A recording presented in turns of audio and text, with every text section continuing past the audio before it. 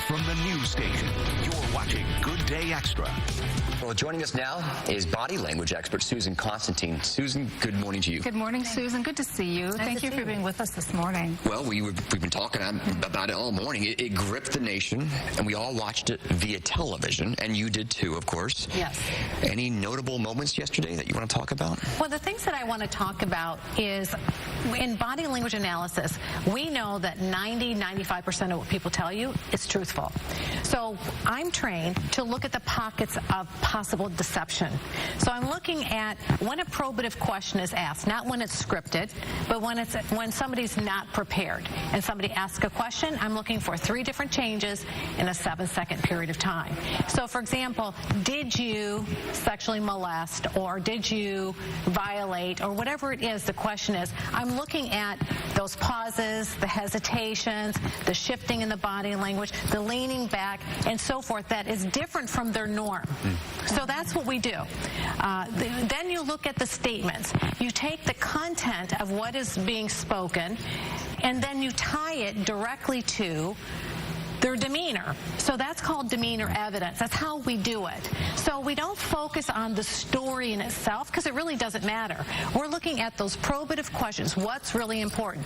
If in this case did he, commit this act when he was younger? So that's where I focused in on those specific questions. When you focused in on those specific questions, what did you see?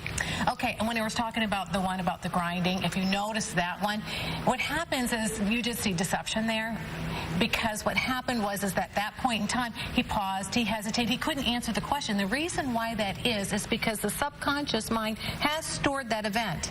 And then when you try to be deceptive or to change that occurrence, it causes the pausing, hesitations, and all of the different demeanor changes. So I saw that there.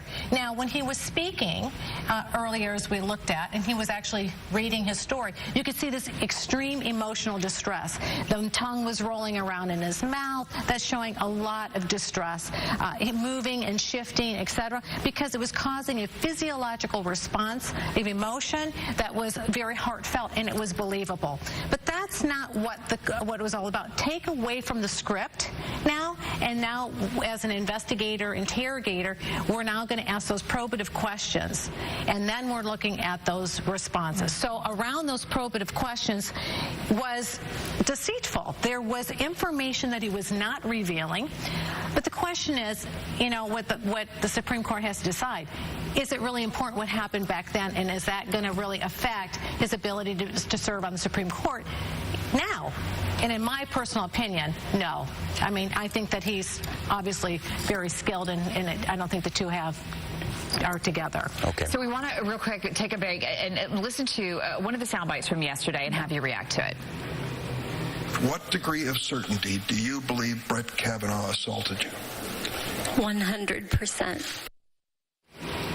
All right, so now we are hearing from Dr. Ford. She was trying to give conviction in her belief that it was Brett Kavanaugh that did this to her. What were your thoughts there? Well, my thoughts were in this one is that she didn't bolster it. So what I would be looking for, did she say 1,000% or 1,000,000%? So that's what I'm looking at. That 100% is showing 100% confidence that, yes, that was hers, and it was very believable. So the other thing is she looked out from underneath her glasses. She looked at, and she made a very strong eye contact saying that affirmative, that was it. Now, on the other hand, she was prepared for that question, right? So she already knew that that's what she was going to say, and that was going to be her response. But when you're looking at, when she's talking about the emotion that she was feeling in those experiences, when she was asked those probative questions, you saw that she was going back into her subconscious mind, reliving that experience, and that was what was shown as being truthful. Interesting. We have another soundbite for you. Here is Brett Kavanaugh. The other night, Ashley and my daughter Liza said their prayers. And little Liza, all of 10 years old,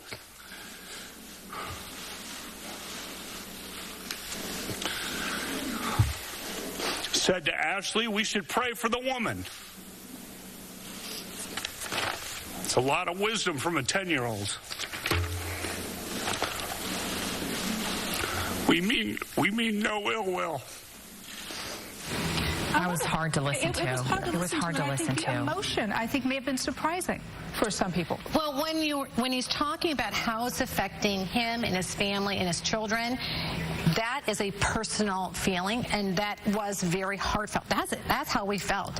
It was just almost painful to watch that. But then listen to the words. He talks about how what his daughter says, that we should pray for him.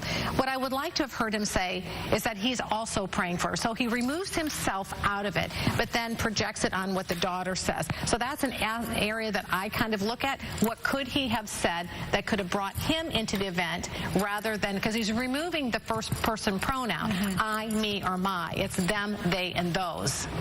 Interesting. 5 seconds. Based on body language, who was more credible? Ford.